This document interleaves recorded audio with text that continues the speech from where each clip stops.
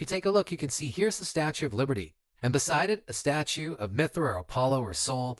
It's all the same god. But you can see that he's a male-female, and we know the male-female represents the Baphomet, and the Baphomet was the god of the Knights Templar, and there has been speculation that when the Knights Templar were disbanded, the Knights Templar became the Jesuit order. Matthew 24:23. At that time, if anyone says to you, "Look, here is the Christ," or "There he is," do not believe it. For false Christs and false prophets will appear and perform great signs and wonders that would deceive even the elect, if possible. See, I have told you in advance. You can see in the last couple years here, they're trying to come into the schools and teach children about sitting still and visualizing. Same thing the Jesuits teach. Same thing the Masons teach. Same thing the Rosicrucians teach. Yoga is now like a studio on every block. Satan wants your children, and he wants them to believe that they are gods. If the older generation doesn't want to believe it, too bad. They can do their own thing. But the children, they're coming for the children. The Rosicrucian cosmoconception, in other words, this is where the Big Bang Theory came from. The Rosicrucians teach that the above referred 7 worlds belong to the lowest of the 7 cosmic planes. So what the Rosicrucians called the 7 worlds or the 7 cosmic planes, the Hindus called the 7 chakras. You're seeing the overlap here. Cosmic Christ, Atman, prayer, meditation.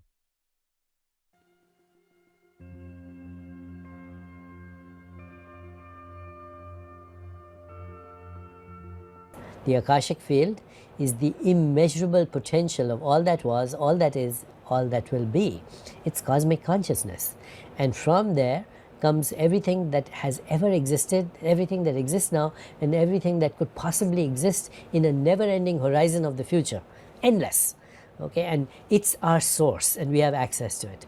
Now, science will not go that far. They call it the quantum vacuum. Okay, but then you say, is this quantum vacuum in space and time? No, it's not, because it's from where space-time comes.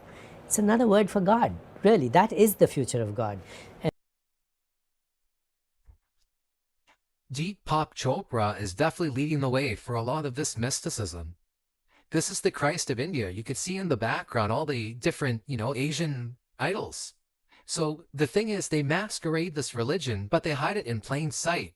He said that everything that ever existed, that's the cosmic consciousness. Wouldn't that be the Big Bang?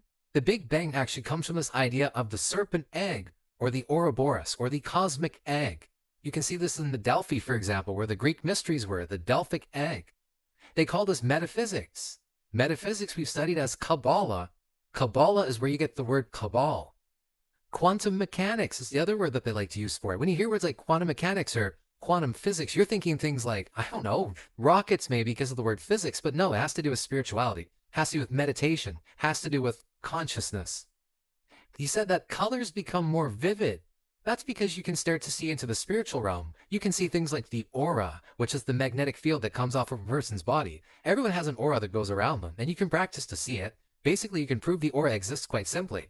If someone is alive, they have the aura going around them because when they reach their arm out over a radio antenna without touching it, they can distort the field. Take something that's dead and bump it against an antenna.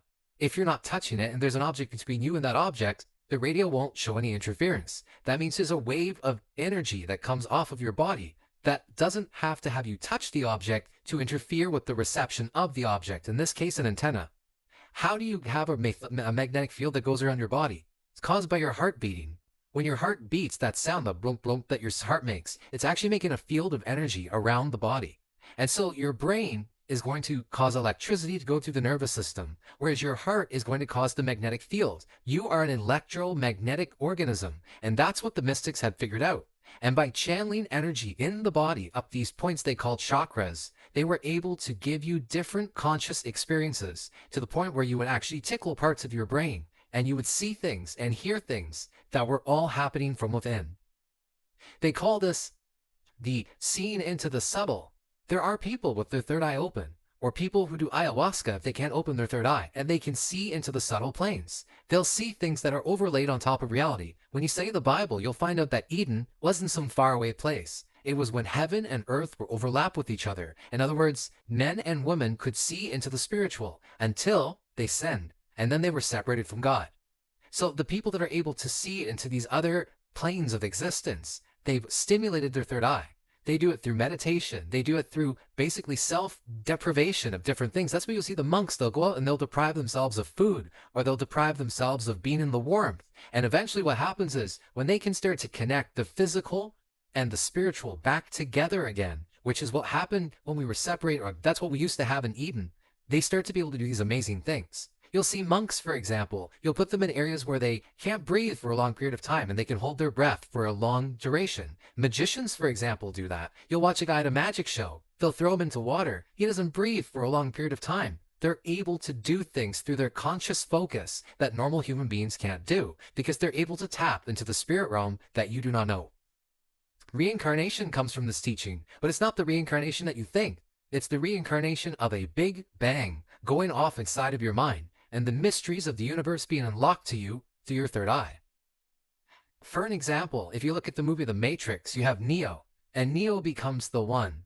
Neo is based on the idea of John Dee's monad, the idea of the oneness in nature. The monad was put on the American $1 bill. They wrote it on there as monas. Tom Cruise in the movie Oblivion, he doesn't realize who his wife is. He goes around this adventure, and then he finds out when he goes underground, which represents the subconscious, he comes to the conclusion that he is actually a different person, and he remembers his former wife. It's this idea of regaining your consciousness through the third eye. And since Tom Cruise is a Scientologist, and Scientology is connected to Satanism, and Satanism connects to Hindu gods and goddesses.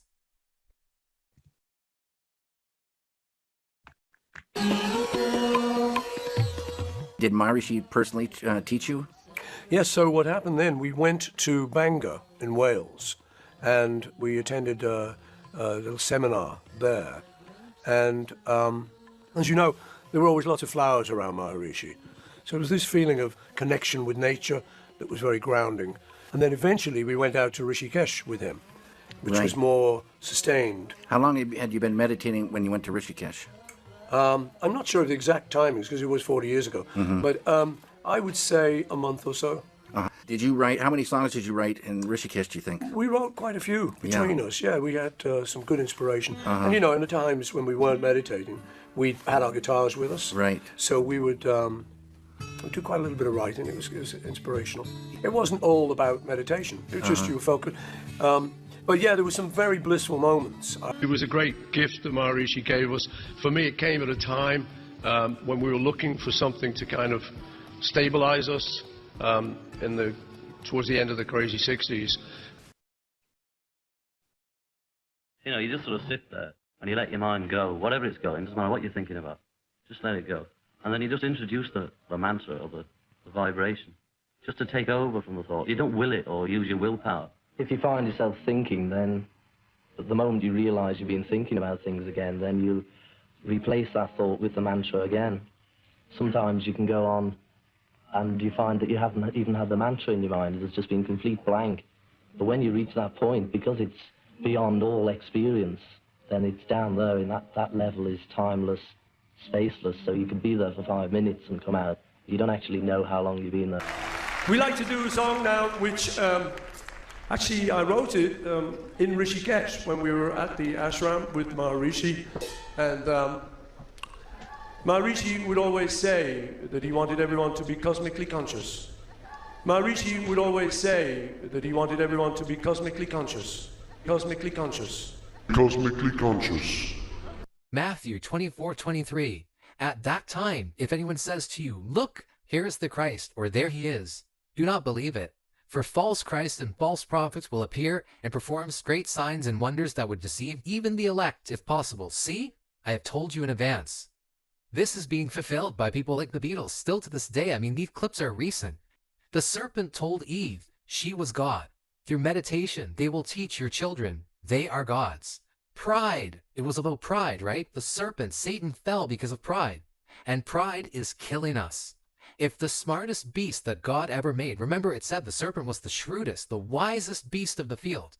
If the smartest creature and the most subtle creature that God ever made fell because of pride, that weapon of pride is the exact same weapon he'll use against you. And what's more prideful than thinking that you're a god? This is why Christ teaches us in the New Testament, serve your fellow man, be a servant. He came to the world. He didn't just start screaming, "I'm God, worship me and bow down because I'm the all-powerful, I'm the almighty."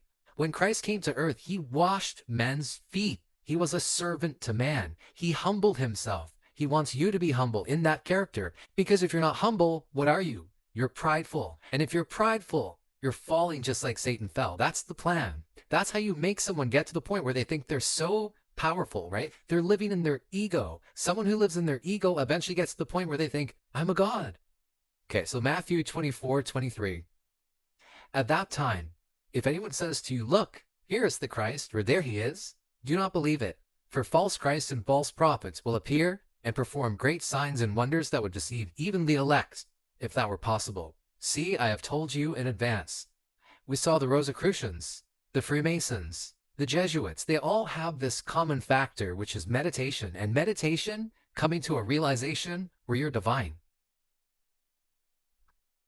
We talked about the movie The Matrix just briefly. If you notice, the outfit that you'll see priests wearing is very similar to what you see in the movie The Matrix, because this was an enlightened priest. Neo represented the God-man. He was a God-man in the movie. He had to realize that he was the one. This classic scene where they all start firing at Neo and he places up his hand, it's like the hand of Fatima. It's the hand with the eye that you would normally see in the East. If you look behind his head, though, they placed a painting behind his head, and you can see the rays of light of the sun streaking directly from behind Neo's head. This is actually pointing towards the same cult that Constantine was in, the cult of Mithra. Here's an image of Mithra on the right. Look at Neo. It's the same thing. These rays coming off his head are showing the rays of illumination. It's the rays of the sun. It's the same reason that Ignatius Loyola had a sun behind his head, and why you see in all these old pictures that were drawn by these famous artists, a halo, which is actually a sun that's behind the head. They are illuminated. They have meditated, and they have come to the realization that they are divine. They have believed the lie of the serpent from Genesis 3. And you can see here that the male and the female, they both have the exact same number of rays extending from their head. So there's no question it's the same thing. And you can tell there are 7 rays, because the 7 rays are the 7 chakras, the 7 levels, the 7 areas of consciousness that they talked about when being met with the spark of the divine, the spark that exists on the inside and the spark that is on the outside. In other words, you've got the Atman on the outside, the universe, and you've got the universe within. They call it the cosmic consciousness, or they call it the cosmic Christ. And of course, the Statue of Liberty was brought to North America by a French Freemason. His name is Bartholdi. Neo is the one. Neo in the Matrix, if you watch the last Matrix, I think it was called Matrix Revolutions, he literally looks like he's on the cross. He's got like these angel kind of sun wings going on, a light that's permeating from him, and he's sitting there like he's crucified like Christ on the cross. They have a different Christ. They believe that Christ is themselves. There was another movie with the symbol of the one. It was Jet Li's The One. And if you look at the album cover, or the movie poster, you can see on Jet Li's The One, it's a circle with a vertical line, but the word one is written horizontal, which makes a circle and a cross. A circle and a cross is an old symbol for the sun. You can see here on this Rosicrucian symbol, Kabbalistic order of the Rose Cross, we can see a circle and a cross in between it. As a matter of fact, you can see it on an iPhone, an older one. The old menu button on the iPhone was a circle with a square in the inside. That's what the cross is. The cross represents a square. So circle square symbolism is solar symbolism. So the iPhone was actually pointing out the symbol of the sun. It's really strange to make a menu button that's intuitively not marked as menu, but instead as a circle with a square inside of it. The Jesuits have a vow to obey the Pope, but if the Pope is a Jesuit, maybe he should have a vow to obey the superior general. Jesuits aren't Christians. They're mystic Christians. Their practice of spirituality is Christian mysticism. It's from Babylon. And of course, you can either come out as a false Christ, or what you're also going to learn is if you invert this alchemical process, you get an antichrist. You can have both. So when you look at the Society of Jesus or the Jesuits, you can see the solar symbol. On the right-hand side, we also have solar symbols. That circle with the cross is an old symbol for the sun. Sun cross. A sun cross, solar cross, or wheel cross is a solar symbol consisting of an equilateral cross inside of a circle. The design is frequently found in the symbolism of prehistoric cultures, particularly in the Neolithic to Bronze Age.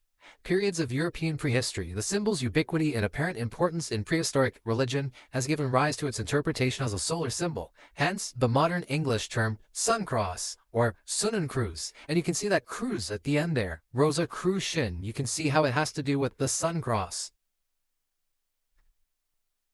So if you look, you can see not only is there a circle with a cross in the word Pope, and the word Pope, the letter O. O is the 15th letter of the alphabet. 1 plus 5 is 6. On the Kabbalah, which is metaphysics, which is what they practice, 6 is the number for the sun. That's why you'll look and you'll find a lot of logos. Go buy something in a store and look at how often the merchants, remember Babylon had to do with the merchants. Look how often the merchandise has an O that looks different than the rest of the word. They always enhance it a little bit. Not necessarily a cross inside of it. Maybe it's bigger. Maybe they put like a light burst coming out of it. There are lots of logos where the O is accentuated. But if you also notice behind the O, what do you see? It looks like they put some kind of a glowing circle, a glowing ball. That's right. It's the sun. So again, you can either figure out that this is sun worship from the O with the cross in the center, or you can figure out that the circle, that halo-y looking ball thing behind that's glowing, that's the sun. And you'll see it's hosted by ABC News. A plus B plus C is a 6. And it's a 6 inside of a black circle. The Jesuits have the symbol of a black sun. Now you understand why the first Jesuit Pope had a special on ABC. It's a black sun. Very clever. For Hindus, Christ is an Acharya, and I'm probably pronouncing that horribly. His example is a light to any of us in this world who want to take up the serious practice of spiritual life. His message is no different from the message preached in another time and placed by Lord Krishna and Lord Chaitanya. So here we have a clone of Christ in Hinduism. And this is why they always point you towards, well, when Christ was 12 years old, he went towards the east and took his Nazarene oath and he became the Christ. They're trying to blend together Buddhism and Christianity. So you'll pick up the religion of sun worship from Babylon and assume that it has something to do with the Bible. But the book of Ezekiel warned people, in the future, you're going to worship the sun because they're going to blend it with the Son of God. They're going to take the sun, S-U-N, and blend it with the sun, S-O-N. Clever. Here it is again. Acura. Here's an article on it. I'm wondering if this is actually pronounced Acura. Looking at it, I'm wondering if that has something to do with the Japanese or the Chinese car, Japanese car, whatever it is. Maybe, maybe not. Maybe my pronunciation's just bad. But if it is, that's where the name Acura would come from, if that's the case. In Indian religions and society, it is a preceptor and expert instructor in matters such as religion or any other subject. Okay, so this title that they give Christ, which isn't Christ, they're calling him some kind of a master. But of course, if you could become Christ, that means you can also become a master, which is why in the Bible Christ said, call no one your master, because groups like the Rosicrucians and the Masons are calling people masters. And Akya is a highly learned person with little affixed to the names of the learned subject. So it could be an individual that is an instructor, a teacher, or a master in religion, or it could be just someone who is extremely knowledgeable in any specific field. They would also receive this title. Acura is sometimes used to address an expert teacher or scholar in any discipline. For example, and I'm going to butcher this too, Bahas Karyakra, an expert mathematician. Numerology, right? The numbers, people with this number pattern. It was all based on astrology, astronomy. That's why you always saw numerology creeping up in the occult, because it had to do with astronomy and astrology. And so what they would do is they would track the stars, because of course the stars to them were gods. And so when they would communicate with the gods, number became important. A Bhaskara is an Indian mathematician and astronomer. So there it is, right? The mathematicians and astronomers, they go hand in hand. They often deal with arithmetic, algebra, mathematics of planets and spheres. So again, mathematics of planets, astronomy. The Bible said, don't worship the sun, the moon, the stars. Astrology is all based on the idea of tracking the planets, their positions, the angles of light that come down from those planets, and how they think that those gravities affect the human body and pull people in different directions. And that's why the word planetas in Greek, planetas figuratively is defined in the lexicon as a false spiritual teacher leading to trying to mislead God's children into an area of spiritual ignorance. The word planetas is really interesting in the lexicons because it somehow denotes the idea that the planets were able to lead people away from God's sound doctrine. The Sanskrit phrase ashram, again, I'm not even trying, means akira, or teacher, is the one who teaches good conduct to one's students. In Hinduism, an akira is a formal title of a teacher or guru and has attained a degree in Veda and Vedanga. So Vedas were this knowledge that came from the West, Iran, to the East, which is India. So the Vedic texts are actually not Hindu texts, but Iranian texts, which means they're Babylonian teachings. So everything that I'm teaching you here is from Babylon. In Buddhism, an akira, and you can see Hinduism and Buddhism is an offshoot of Hinduism, so the words are the same, is a senior teacher or master. And remember, Christ didn't just say, don't call anyone your master, don't call anyone your teacher. He also said, don't call anyone father, except for your spiritual father. Who calls themselves father? Well, the popes, they all call themselves father. The Catholics call themselves father. Are you seeing where it comes from now? It came from the East. Masters, teacher, father, and they all share this meditative state of, reclaiming this Christ consciousness, reincarnation. In Jainism, an akira is the highest leader of the Jain order. I have a friend who's on the call who actually gave me a document from the CIA. He sent me a bunch of stuff that he paid for. Basically, there was a Kickstarter. When the CIA had to declassify a bunch of documents, he paid money so he could get some of them. He sent them to me on a USB stick. When I took a look at them, I noticed that the Canadian government had an unreleased document that said that the religion they thought that would be best for Canadians, Jainism. And Jainism is the same idea of coming to realize the Christ within. And that shouldn't surprise, considering Pierre Trudeau was a Rosicrucian, and so was his son. Well, his son at least went to a Jesuit school. Whether it was a Jesuit school or not when he went, that's debatable. But when Pierre Trudeau went, it definitely was. And this document, I believe, was written around the time when Pierre Trudeau was in office. Akira is one of the Panka, Parasmi, the 5 supreme beings, and thus worthy of worship. Who's worthy of worship? Christ and Christ alone. What are they teaching? They're teaching that you can become a Christ, you can become a God. And then, through the self-realization and meditation, you become worthy of worship. Hence why in Freemasonry and Rosicrucianism, you have a worshipful master. And in the Jesuits, you have this Black Pope, who is the supreme general. And clearly, whatever he says, you do. And that's someone worthy of worship in their eyes. They are the final authority in monastic order, and they have authority to ordain new monks and nuns. See the word nuns there? Starting to realize where the Catholic nun came from, because it sure didn't come from the Bible.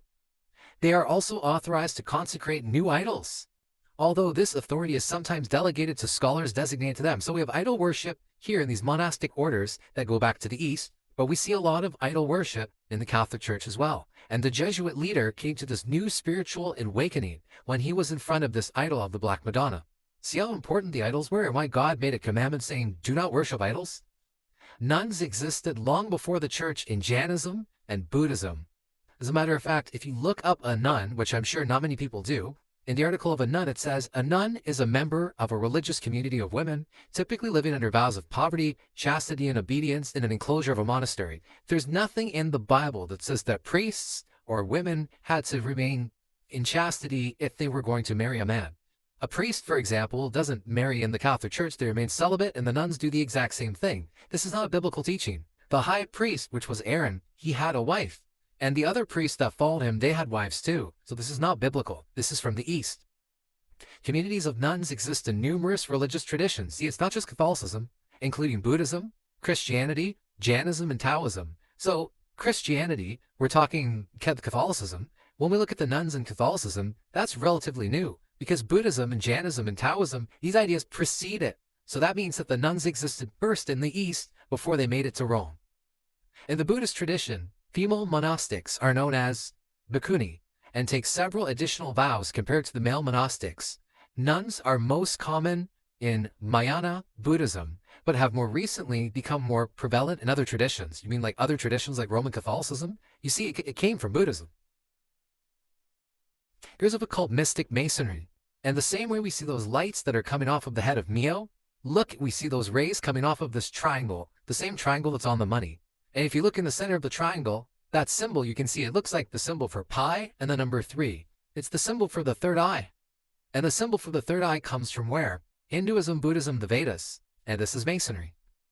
Of course, when we look at the very top of Masonry, the top shows the Vedas, and they're bursting out of this light. It looks like the sun that was around Neo's head.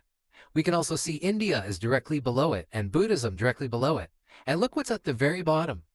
Constantine Christianity. and Constantine was into sun worship. So the mystics put Christianity at the very lowest of the mysteries. And the reason why was because Christianity doesn't connect to Babylon. But when they have you read the Bible in a very specific fashion, symbolically, they can get you to believe that the Bible overlaps with the mysteries that came from Buddhism, Hinduism, Babylon. They will tell you that all the religions are one. And since all is one, all the religions are one, words like Catholic start to make more sense. Catholic means universal. And of course, when we looked at this idea of the ecumenical movement, ecumenicalism has to do with the idea of a universal church, a universal faith. Inside this book, it says a very limited knowledge of history, primitive worship, and the mysteries is necessary to enable any person to recognize in the Master Mason. Let's see what we're going to recognize. So inside of a Master Mason, and no man's supposed to be called a master, we're going to recognize Hiram, the Osiris of the Egyptians, the Mithras of the Persians, the Bacchus of the Greeks, the Attis of the Phrygians. Phrygia is mentioned in the Bible, New Testament, the magic mushroom land, of which these people celebrated the passion, death, and resurrection as Christians celebrate today of Jesus Christ. So these mystery religions had something extremely similar to the death and resurrection. But notice that it says, in the Master Mason, what would you find in the Master Mason? Well, if it's Hinduism or Vedas, it must be the Atman, and the Atman must be the cosmic Christ. So you're saying that the Hiram of Freemasonry is the cosmic Christ? Yes. It's the Osiris of the Egyptian, the Mithra of the Persians. These are all the same thing. These are all solar gods. And they say that as Christians celebrate today that of Christ Jesus, they are comparing Jesus Christ to Osiris. They are comparing Jesus Christ to Bacchus. They are comparing Jesus Christ to Mithra, who was Neo from the Matrix. So Keanu Reeves was in fact showing himself to be Jesus Christ in the movie The Matrix. He showed himself on the cross. How much more clear could he make it? Otherwise, this is the eternal and unvarying type of all. And before I go on, I'm going to point out they have another spirit in them. And it's not the Holy Spirit. You either have the Spirit of God, or you've got something else. It's simple. You either act in the methods of the Holy Spirit, or you're following a different spirit. That's why it tells you in the Bible you have to test. We're going to take a look quickly at 2 Thessalonians, because I want to connect together the false Christ and Antichrist. The secret power of lawlessness is mentioned in Thessalonians. There's a couple different translations. The other translation says, the mystery of iniquity in the same verse. This is this counterfeit spirit working within these people, and it existed in Paul's time, and it exists today. Because when Paul's writing 2 Thessalonians, he's talking about the present, but we are also seeing it today, and it's getting worse. 2 Thessalonians 2:7, for the secret power of lawlessness is already at work, but the one who holds it back will continue to do so till he is taken out of the way. The secret power of lawlessness was this counterfeit spirit that was inside the body of the mystic, the Atman, the cosmic consciousness. It changes names. It has different names over time, but it's that same spirit. It is a power that resides inside the temple of God. The temple of God is the body. It's an evil spirit that's within the body. The Holy Spirit is the one that holds it back until God's children are sealed. So when you're reading 2 Thessalonians, you're seeing one spirit being held back by another spirit that's greater. And the greater spirit is the Holy Spirit. When the Holy Spirit is taken out of the way, the man or mystery of iniquity, the power of lawlessness, the man of sin, that cancer is going to grow. It says here in the genius of Freemasonry, and the Latin genius, if you say the word genius, genius had to do with genie, genie had to do with jinn. Jinn will lead you back to Azazel, a goat god, and Azazel is the Baphomet. It's Satan. So the genius of Freemasonry. In an astronomical connection, Hiram is the representative of the sun. So wait a minute, didn't we just read that Hiram was Osiris, Osiris was Bacchus, and Bacchus was the same as Jesus? So they're all the sun in the eyes of a mystic. The symbol of his apparent progress, which appearing at the south gate, so to speak, is smote downward and more downward as he advances towards the west, which passing, he is immediately vanquished and put to death by darkness, represented in following the same allegory by the spirit of evil, but returning as he rises again, conqueror and resurrected. So they're using the setting of the sun and the rising of the sun and an association through an allegorical story of basically something in the Babylonian mysteries to equate the Bible to sun worship. It has also been shown that every act in the drama of the life of Jesus and every quality assigned to Christ is to be found in the life of Krishna and in the legend of all the sun gods from remotest antiquity. See, Christ is nothing special now. He just becomes another sun god. So as Babylon fragmented after Genesis 11, and you had this religion scatter of sun worship, you had the hero figure, Baal, being worshipped by all these different names, because Baal just means Lord. And so when you would see Baal worshipped in Greece, you might see the name Hercules, you might see the name Zeus, you might see the name Krishna. You just have different names for the sun god, which the mystics said it's all the same thing. It's a man that comes to the inner realization that they are in fact God. That's why when you look at the Kabbalah, what do you see? A serpent in this tree. Ezekiel 8:15-16, the vision of idolatry. So in Ezekiel's time, he saw what was going to happen in the future. It's happening right now. Son of man, he said to me, do you see this? Yet you will see even greater abominations than these. So this was the third abomination. This is actually Charles Dickens' A Christmas Carol. That's where the story is based on. It's based on Ezekiel 8. So the third vision, the most horrible thing that Ezekiel sees, is this. So he brought me to the inner court of the house of the Lord. And there at the entrance of the temple of the Lord, between the portico and the altar, were about 25 men, with their backs to the temple of the Lord and their faces towards the east. They were bowing to the east in worship of the sun. Where is God inside of the temple? In the west. Remember, the way the temple was set up, you come in through the east, and then you have the holy place and on the holiest of holies, where the Ark of the Covenant was, where the two cherubim arced over the Ark of the Covenant, and that is where God resided amongst the people. That was in the west. Here we can see in the future, people are facing towards the east. Now remember, the Jesuits, we saw the symbol of sun worship. The Pope signs his name, Francis, with the symbol of the sun cross. Where does the Vatican face during the Catholic Mass on the sun day, which is not the Sabbath? The Vatican Mass is performed towards the east. Ezekiel 8 is true. So if we look at Freemasonry, which we notice has a lot of overlap with the Jesuits, we see a symbol of a sun inside the compass in the square. But if we look at the Society of Jesus, we also see the symbol of the sun. And remember, IHS, what does it stand for? In hoc signa. In this sign we conquer. You're conquering in the name of the sun? Are you guys worshiping the sun? I guess it does mean Isis, Horus, and Set. Isis, Horus, and Set.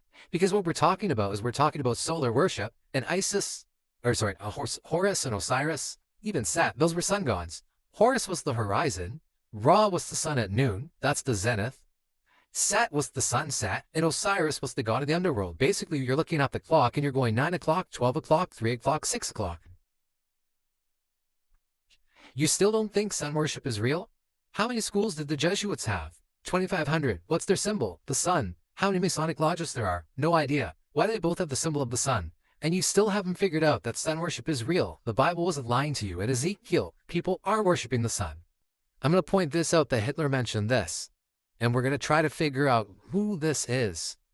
I have learned most of all from the Jesuit order. So far, there has been nothing more imposing on earth than the hierarchical organization of the Catholic Church. A good part of the organization I have transported direct to my own party. The secret history of the Jesuits. Remember, the Jesuits have a solar symbol. Hitler had a swastika. That's a solar symbol. The Jesuit conspiracy. The secret plan of the order. The world takeover will be conducted by solar cults, blinding people with their superior intellect. It'll be lunar solar. Spiritual illumination, Illuminati. And if you look carefully, you can start to see it happening right now. Start researching some of these people that are in power. Anthony Fauci, your Pope, Donald Trump, Justin Trudeau. The Secret Instructions of the Jesuits. Here is a book that was not to be seen. April 1517, The Oath of Secrecy of the 1680s. It's very difficult to find their writings. You can find this if you look at the top, archive.org. These are the principles of the society, and let such denial be confirmed by those of our members, whom we are sure know nothing of them, and let them set in contrast to these our general instructions and ordinances printed or written. So you can see that members of the society don't even necessarily know these rules. Okay, so there's an elite, there's an elect group within the Jesuits. Also let the superiors carefully and cautiously inquire whether these instructions have been made known to any stranger, and let no one transcribe them nor write them down, either for himself or for another, or to allow them to be transcribed, unless with the consent of the general or provincial, and if there be any doubt concerning anyone as to his preserving so great secrets of the society, let the contrary be told to him, and let him be dismissed. In other words, if anyone starts to figure this out, and he's not supposed to figure it out, dismiss them, get them out. We're not going to go through all of it, but I'll show you a couple that I thought were interesting. Our people should not separate with the intention of residing in the style of a college except in wealthy cities. For the object of the society is to imitate Christ our Savior. Woo, that's a big one. The object of our society is to imitate Christ our Savior. I hope that's in a good way. Who live principally at Jerusalem and only pass through other less important places. Let the greatest amount be always extorted from widows, by impressing upon them our extreme necessity. This doesn't sound very Christ-like. So the order was able to get money from what? Widows who were left with inheritances. In each province let no one besides the provincial know the exact value of the revenues, and let what is contained in the Roman treasury be kept secret. Okay, so you guys are sitting on a big pot of money, and some of your money seems to come from widows that you befriended.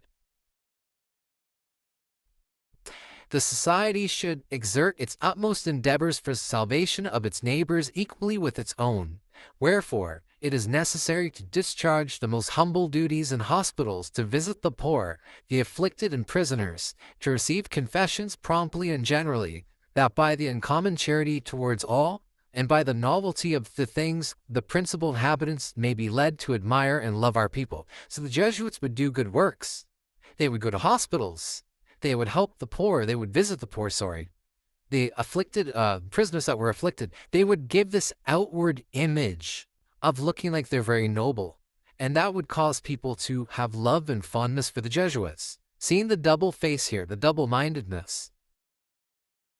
The greatest possible care must be taken that these instructions do not fall into the hands of strangers, because being envious of us, they may interpret them with a sinister purpose. But if this should happen, which God forbid, let it be denied. So keep in mind, I'm going to name some prominent Jesuits today, or at least they went to a Jesuit school.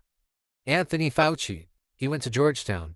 Donald Trump, he went to Fordham University. Justin Trudeau, questionable. His father, Pierre Trudeau, definitely. Remember, from Jesus to Christ. Now, you can either do these meditations, because remember, there's an inner group of Jesuits, and there's an outer group. The inner group, it looks like they're going to become a false Christ. They're going to meditate, they're going to think about the sacrifices of Jesus, they're going to think about the cross, and eventually have this mystical experience, and then come to the conclusion that they're God. The Antichrist is going to do something very similar, because the Antichrist is double-minded. It's not just sun, it's moon mixed with sun. And that's why you can see the symbol of the horns following some of these members. They have the symbol of the sun, but yet they're doing the symbol of the horns, which is a lunar symbol. 1 John 2:22. Who is the liar except the one denying that Jesus is the Christ? This is the Antichrist, the one denying the Father and the Son. So the Bible gives us a clear indication of who the Antichrist is. It's one who denies the Father and the Son. So if one becomes the Christ, is that the Antichrist? No, that would probably be the false Christ, because he's not denying the Christ, he's just confused and thinking he is the Christ. However, the ones involved in this order, and they believe that they're gods, and they're doing things ungodly, that would be an Antichrist. For example, people that are double-minded like a beast, liars, right? It says right at the beginning of 1 John, who is the liar? So if I have a Jesuit, and a Jesuit's lying, a Jesuit is not a false Christ now. A Jesuit now becomes an Antichrist. If I have a Mason, and a Mason's not following good thought, good word, good deed, he's not a Mason. He's now becoming an Antichrist. 1 John 2:18. Children, it is the last hour. Just as you have heard that the Antichrist is coming, so everyone's waiting for some one guy. They think it's eye patch. I always joke about that. So now many Antichrists have appeared.